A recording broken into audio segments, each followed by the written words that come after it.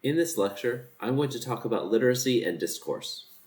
I do this instead of having you read difficult theory. We're discussing this because literacy and discourse help us understand why writing works and why it doesn't work. Technical and professional writing are essentially pragmatic texts, and so we write them to accomplish some work. That work might be sell a product, ask for a raise, persuade our colleagues to go along with our ideas, and so on. Many people go on and on about what good writing is, but the point I hope to make clear is that good writing is the writing that sells the product or gets the raise. The kind of stiff, dense language that is popular in academia and is considered good writing by many professors would not be good marketing material for a product or an interesting blog that gets a lot of views.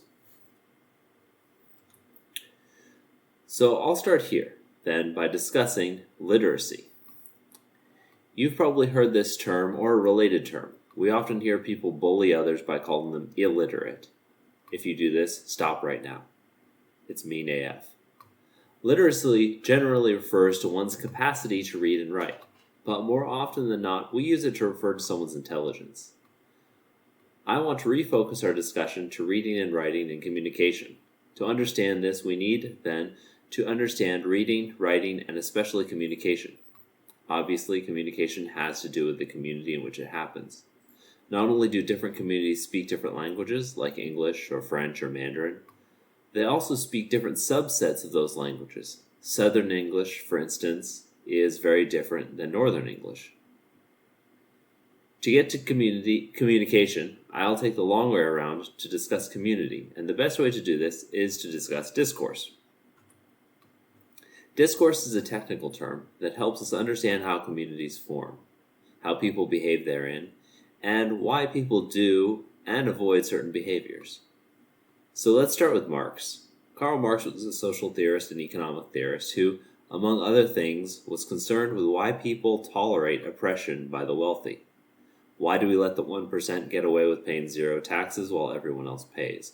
Why do we tolerate homelessness and poverty when we have enough resources for everyone? Marx would argue ideology.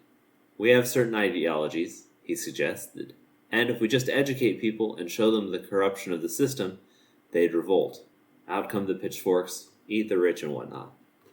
But this presupposes, however, that people can have ideas outside of ideology, and clearly we see the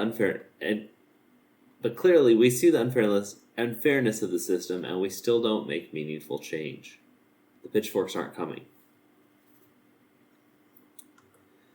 A better notion is that people are the community they live in, and they can be nothing else. In other words, the community in which we live defines our identity, and so only the actions that are available in that community can be performed by its members. For instance, we don't rob banks not because we're afraid of getting caught, but because for most of us, bank robbing isn't a viable course of action, or even something thinkable. French theorist Michel Foucault suggests that our very existence as individual people is already defined by the community from the moment we come into being therein. Again, take me as a teacher. I can behave in a set number of ways, and when I turn on teaching mode, I take up a particular identity associated with the position in the community that teaching provides me. If we can behave in transgressive ways, discourse theory says, we are doing so because we encountered another discourse community that gave us those ways as viable ways to act.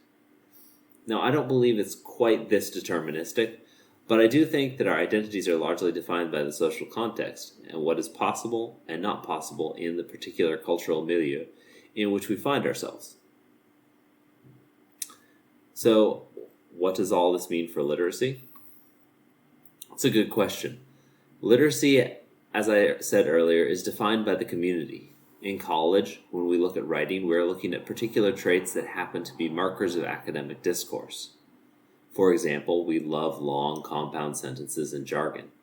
Therefore, if you write with long sentences and use appropriate jargon, your teachers will love your writing even if what you're saying makes no sense. Academic literacy, then, is a way of reading, writing, and communicating that is appropriate for the academic community. Each community will have its own literacy.